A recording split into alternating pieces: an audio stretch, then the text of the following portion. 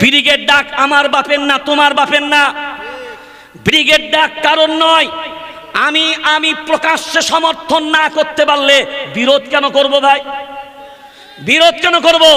আমি যেতে পারবো না, নীরবতা পালন। এটা পিঠ থেকে গেছে দেয়ালে, আর কোথায় যাবি? আর পেছনের জায়গা আছে? এ ফুরফুরা তবলিগের লড়াই নয়, এ দেওবন্দি বেরেলির লড়াই নয়, এ হানফি শাফির লড়াই নয়, এ মালিকি হাম্বলির লড়াই নয়, এ দল সে দল, এ মত সে পথ, এ জামাত সে জামাত, এ নেতা সে নেতা।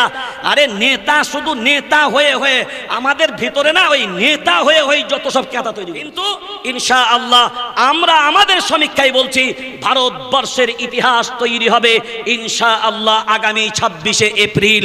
এটা দেশের মানুষ নয়, এটা সারা পৃথিবীর মানুষ দেখবে। যদি একবার এক ছাতার তলায় আসে সেই পাওয়ারটা কতটা হবে। বাংলার ভোটার, বাংলার এভিডেন্স, আধার কার্ড বাংলার, ভোটার কার্ড বাংলার, সবই হবে বাংলার। আর আন্দোলন দিল্লির, আন্দোলন হবে দিল্লির। তাহলে আমরা বাংলার মাটিতে ভোট দেবো কেন? সব ভোট দিল্লিতে গিয়ে দেবো। বাংলায় সরকার কি আছে? আর বাংলায় ব্রিগেডের সমাবেশকে বানচাল করার চক্রান্ত চালাচ্ছে। একটা জিনিস মনে রাখবেন, শুকুনির বদদোয়াতে যদি গরু পড়তো তাহলে আর দেশের মাটিতে গরু, কথা বলে, দেশের মাটিতে গরু থাকতো না। এবার দেখেন মসজিদ, মসজিদের সম্পদ এই রক্ষণাবেক্ষণের দায়িত্ব কারা নেবে? ভারতবর্ষের সংবিধান যেমন আইনের দিক দিয়ে দিয়েছে, 14, 15, 26 নম্বর ধারাগুলো যদি বিশ্লেষণ করেন এর স্বীকৃতি ওখান থেকে পাবেন। আর কোরআনুল কারীম এটা দিয়েছে যে প্রথম শর্ত দিয়েছে ঈমানওয়ালা হতে হবে, যাকাতওয়ালা হতে হবে, নামাজওয়ালা হতে হবে। এই গুণ যার ভিতরে থাকবে সেই মসজিদ এবং মসজিদের সম্পদ রক্ষণাবেক্ষণের দায়িত্ব গ্রহণ করতে পারবে। আপনার আইন বলছে না ওখানে নন মুসলিম 2 জনকে ঢুকাতে হবে, তাহলে সরাসরি বোঝা গেল কোরআনের বিরুদ্ধে এ আইন আপনি চালিয়েছেন। আর মুসলমান সব মেনে নিতে পারে, সব সম্ভবপর হতে পারে, মুসলমান তার নিজের কলিজা দিতে পারে, কিন্তু কোরআনের উপরে হস্তক্ষেপ কোনো মুসলমান মেনে নিতে পারে না। আর ভারতীয় হিসাবে ভারতবর্ষের সংবিধান মিটানো হবে, সংবিধান মুছে ফেলবে, আর ভারতবর্ষের ভারতীয় মানুষ মেনে নেবে, এটাও ভারতবর্ষের কোনো মানুষ হবে না। আপামর জনতা, আপনার জানা দরকার এ ভারতবর্ষ এমন একটা দেশ, এ ভারতবর্ষের স্বাধীনতা সংগ্রাম থেকে নিয়ে যদি আমরা পুঙ্খানো বিচার করি, আপনাদের অনেকের জানা আছে যারা দিল্লি গেছেন, দিল্লির মিনা বাজার বলে একটা বাজার আছে। স্বাধীনতা সংগ্রামের সময় লড়াই যখন তুমুল চলে সেই সময়ের সময় এক সময় ঘোষণা হলো ব্রিটিশদেরকে আমরা এখান থেকে প্রকাশ্যে তাড়ানোর ঘোষণা আমরা প্রকাশ্যে দেব। সব মাসোয়ারা যখন রেডি, লক্ষ লক্ষ 6 থেকে 7 লক্ষ লোক মিনা বাজারে যখন হাজির হয়ে গেল, মঞ্চ রেডি হয়ে গেল, বল্লভভাই প্যাটেলের মতন মানুষ, জওহরলাল নেহরুর মতন মানুষ, গান্ধীজির মতন মানুষ সবাই স্টেজের সামনে হাজির হয়ে গেল। ইংরেজ বাহিনী বলল আজ ইংরেজ খেদাও। এই আওয়াজ প্রথম এই স্টেজ থেকে যে ব্যক্তি দেবে তার গুলি দিয়ে তার সিনা ঝাঁঝরা করে দেব। বল্লভভাই প্যাটেল আসলেন, স্টেজের সামনে ঘুরে বেড়ান, স্টেজের উপরে ওঠেননি। গান্ধীজির মতন মানুষ এসছেন, স্টেজের সামনে দাঁড়িয়েছেন, স্টেজের উপরে ওঠেননি। জওহরলাল নেহরুর মতন মানুষ এসছেন, স্টেজের সামনে দাঁড়িয়েছেন, উপরে কিন্তু ওঠেননি। একজন মানুষ দাড়িওয়ালা, টুপিওয়ালা, খাদি পোশাক পরনেওয়ালা, ভিখারির মতন দেখতে লাগলো। একজন মানুষ আস্তে আস্তে আস্তে আস্তে আসলেন, দেখে মনে হচ্ছে একজন ফকির আসছেন। আসার সাথে সাথে বল্লভভাই প্যাটেল, জওহরলাল নেহরু, গান্ধীজির মতন মানুষ বললেন হযরত আজ স্টেজে উঠে এই ইংরেজদের বিরুদ্ধে, এই ব্রিটিশদের বিরুদ্ধে দেশ ত্যাগ করো, দেশ ছেড়ে দাও। এই আওয়াজ যদি কেউ দিবার ক্ষমতা থাকে, এই আওয়াজ যদি কেউ দিতে পারে, আমরা চাই এই আওয়াজ প্রথম আপনার মুখ থেকে আসুক। অর্থাৎ স্টেজ রেডি আছে, প্রথম আপনি আওয়াজ দেবেন, আমরা আপনার পিছনে থেকে সাড়া দেব। শুধু মাওলানা সেই সময় আসলেন, 2 রাকাত নামাজ আদায় করলেন, স্টেজেতে উঠলেন। ওঠার পরে তিনি সিংহের সন্তানের মতন আওয়াজ দিলেন সব বাড়ির মাঝখান থেকে, হে ইংরেজ তোমরা এই দেশের মাটিতে আছো, অনেক হয়েছে, এবার এই দেশের মাটি ত্যাগ করো। তিনি অন্য কেউ নয়, মাওলানা হিফজুর রহমান সাহেব, একজন দাড়িওয়ালা টুপিওয়ালা মানুষ। আর এই সংবিধান রচনাকারী যারা ছিলেন তাদের মধ্যে একজন মেম্বার হলেন মাওলানা হিফজুর রহমান সাহেব। কে আর নারায়ণ ভারতবর্ষের এক সময়ের রাষ্ট্রপতি ছিলেন। ছিলেন প্রাক্তন, তার কাছে কোনো ব্যাপারে ডেপুটেশন দিতে যাবার সময় তিনি বলছেন আমার পার্লামেন্টে এত হাজার হাজার ডেপুটেশনের দরকার নাই, একটা শুধু পার্লামেন্টের ভিতরে মাওলানা হিফজুর রহমান সাহেবের মতন একটা মানুষ আমাদের পার্লামেন্টের ভিতরে দিয়ে দাও।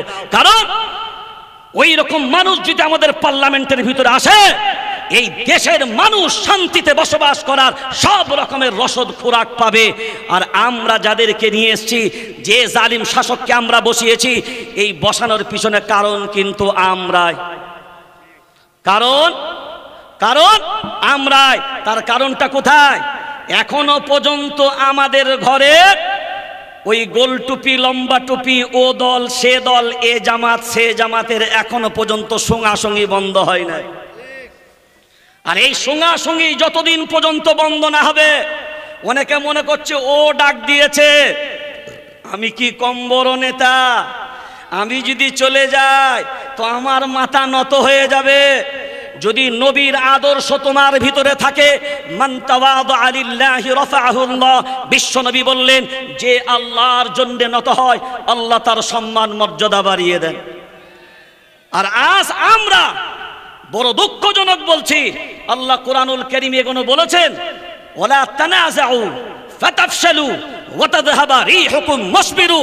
এরা যদি মুসলিম কমান্ডার হয়, এরা যদি মুসলিম নেতৃত্ব হয়, এরা যদি কোরআনের অনুসারী হয়, এই আয়াতগুলো তাদের ভাবা দরকার।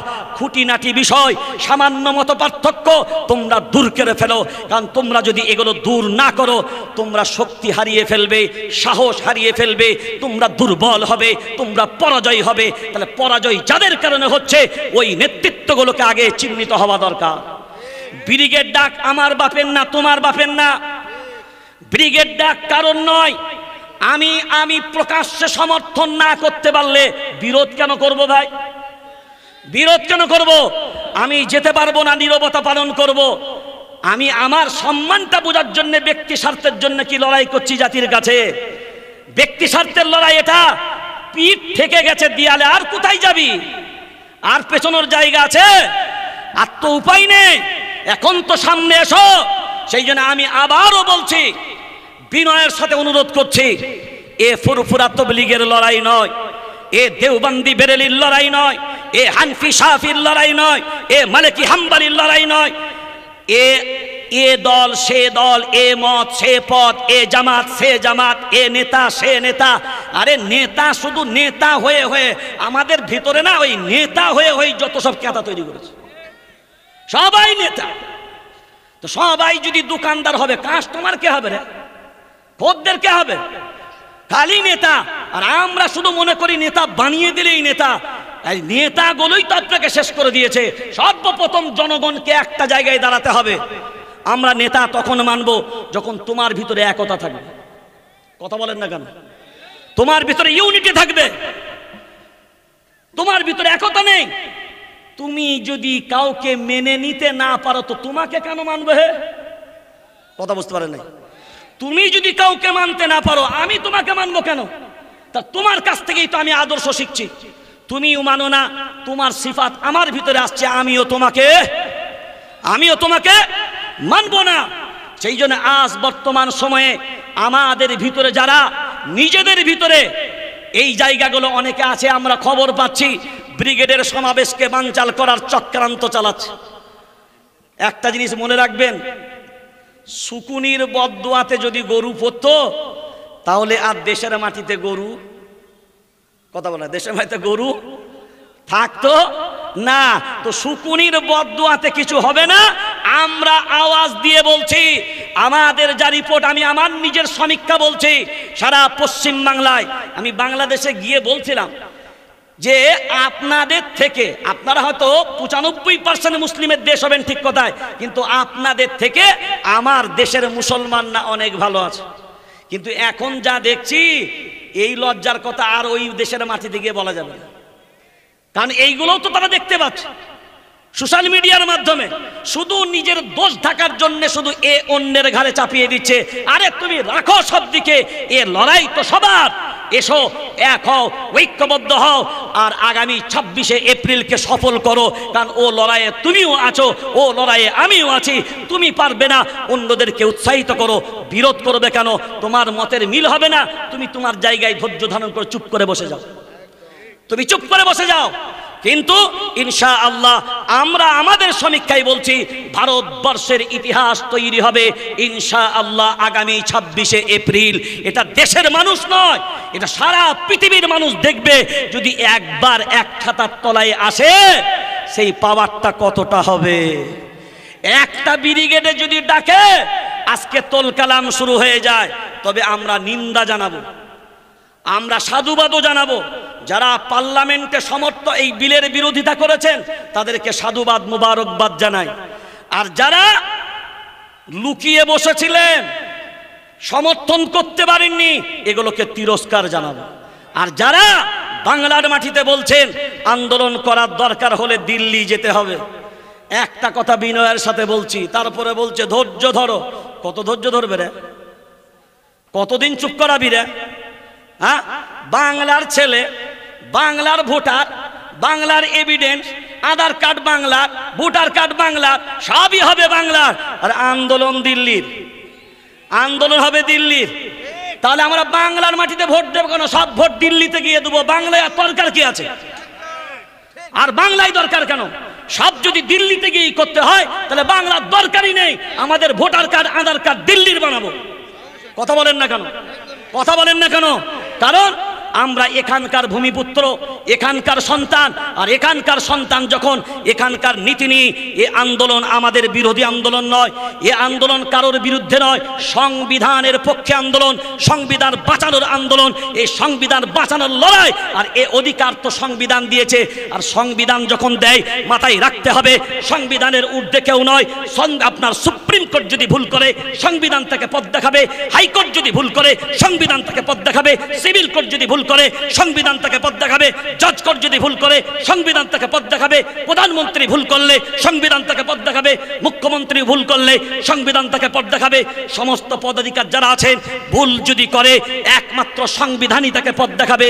আজকে বড় আফসোস নিয়ে বলছি, দেশের উপরাষ্ট্রপতি তিনি বলছেন সুপ্রিম কোর্ট নাকি সীমা ছাড়িয়ে যাচ্ছে। সাহসটা কোথায়? এ সাহসগুলো কোথায় পায়? সুপ্রিম কোর্টের উপরে কথা বলার। মুসলমান দেখিয়েছে বাবরির সব রায় আপনাদের পক্ষে গেছে, একটা রায় বিপক্ষে গেছে। তারপরে মুসলমান নিশ্চুপ ধৈর্য ধারণ করে একটাও বাক্য ব্যবহার করেনি। এরা আইনের প্রতি শ্রদ্ধা করেছে। আজকে আপনারা সেই আইনের রক্ষক হিসাবে, আজকে আইনের ভক্ষক হিসাবে পরিণত হয়েছে। সেই জন্য বিনয়ের সাথে বলবো, 26শে এপ্রিল ব্রিগেড সমাবেশ হবে। বাংলার সমস্ত প্রশাসনকে বিনয়ের সাথে বলবো, নিশ্চয়ই আপনারা আমাদের সাথে আছেন, এটা আমরা জানি। আপনারা আমাদের সাথে সহযোগী হিসাবে কাজ করছেন, এটাও জানি। কিন্তু হয়তো এমন হতে পারে কোনো উপর লেভেলের উপর লেভেলের চাপ হয়তো আপনাদেরকে বাধ্য করবে। আপনাদেরকেও বলবো, আপনারাও মানুষ, আমরাও মানুষ। মানবিকতার স্বার্থে এই জনগণ যে তার কণ্ঠকে ব্রিগেডের ময়দানে প্রকাশ করার জন্য যাচ্ছে, আমি প্লিজ অনুরোধ করব, রাস্তায় আটকাবেন না, সহযোগিতার হাত বাড়াবেন। কারণ আমাদের বাংলার সরকার এই বিলের বিরুদ্ধে ভোট দিয়েছে অধিকাংশ, তার সমর্থন এই বিলের বিরুদ্ধে। সেই জন্য আমরা আশা রাখবো নিশ্চয়ই নির্বিঘ্নে আমরা 26শে এপ্রিল ব্রিগেডে যাব ইনশাআল্লাহ। প্রত্যেকে যাব। শুধু বাড়িতে মহিলারা থাকবে, বয়স্ক মুরব্বীরা থাকবে, এমন মানুষদের নিয়ে যাব না যাদের সমস্যা হবে। আর গার্ড দিবার জন্য, চোরেদের হাত থেকে বাড়িগুলোকে বাঁচানোর জন্য কিছু যুবক লাঠি দেখে দেব। আর বাকি একটাও আর বাড়িতে থাকবো না। আর ভাঙরবাসীর জন্য একটা কথা শুধু লাস্ট বলে যাব, ভাই ফুটবল হবেন না, ফুটবল হবেন না। ফুটবলে যখন হাওয়া দেয়, ফুটবল মনে করে এবার আমি ফুলছি, এবার আমি ফুলছি। কিন্তু ওকে ভাবতে হবে আমাকে হাওয়া দিচ্ছে কেন। ওই হাওয়া যখন দিয়ে নামাবে কোথায়? মাঠে। টিম কয়টা? টিম কয়টা? দুটো। লাথি খাবে কে? জোরে বলেন। এখন একটা দল মারবে না, দুটো দল। বলের কিছু করার আছে? বেটা হাওয়াতে ফুলছিলি না, এবার খা। যখন হাওয়া দিচ্ছিল তখন ভালোই ফুলেছিস, এবার দুইজনাই লাথি মারবে, গোল হবে বল দিয়ে। ট্রফি কে নেবে? ট্রফি কে নেবে? জিতবে কে? জিতবে কে? রক্ত আপনার যাবে, আপনার মায়ের কোল খালি হবে, চেয়ারটা কিন্তু আপনার মাও পাবে না, বাপও পাবে না, ভাইও পাবে না, চেয়ারটা ওরাই পাবে যারা আপনাকে দুই দিক থেকে লাথি মেরে সাইজ করেছে। এইগুলো বুঝবেন কবে? এগুলো যদি না বুঝেন আর আপনাকে মাথা তুলে দাঁড়াতে হবে না। মারছেও যে মুসলমান, মরছেও যে। আপনাদেরকে মুখোমুখি যারা দাঁড় করিয়েছে সর্বপ্রথম তাদেরকে বিসর্জন দেন, আর দেওয়ার পরে নিরপেক্ষতা পালন করুন। আর দরকার নেই, কারণ আজ সারা ভারতবর্ষের চিত্রটা সংক্ষিপ্ত সময়ে আপনার সামনে তুলে ধরা সম্ভব নয়। আমি শুধু অনুরোধ করব, শান্তি শৃঙ্খলা বজায় রাখুন, সম্প্রীতি বজায় রাখুন, আপোষের মধ্যে বিবাদ ভুলে যান। আপনি যার উপরে হাত তুলছেন সেটাও কিন্তু একজন মানুষ, সেও একজন মুসলমান। আর আল্লাহর নবীর একটা কথা, কোরআনের একটা কথা শুধু আপনারা মনে রাখবেন, আন্নাহু মান কাতালা আইবিডিআই আছেন। কোরআন বলছে একজন নিরীহ মানুষকে হত্যা করা সমগ্র পৃথিবীর মানব মণ্ডলীকে হত্যা করার পাপ। এটা কোরআন বলেছে, এইটা ভুলে যাবেন না, এটা কোরআনের স্বীকৃতি। আর আল্লাহর নবী বলেছেন একথা, তুমি জান্নাতে যাবে না, লা ইয়াদখুলুল জান্নাতা মান লা ইয়ামানু জারুহু বাওয়াইকা। তোমার দ্বারাই যদি তোমার প্রতিবেশী নিরাপদ না থাকে। সবাই ভালো থাকবেন। জয় হিন্দ, ভারতবর্ষ জিন্দাবাদ, জামিয়াতুল আইম্মাতুল উলামা জিন্দাবাদ, আমাদের সকলের সংহতি সম্প্রীতি জিন্দাবাদ। আসসালামু আলাইকুম ওয়া রাহমাতুল্লাহ। অসংখ্য ধন্যবাদ জনাব সিদ্দিকুল্লাহ সাহেবকে। আপনাদের উদ্দেশ্যে আমরা ঘোষণা করছি এখানেও আমাদের একটা ছোট জামাত হবে।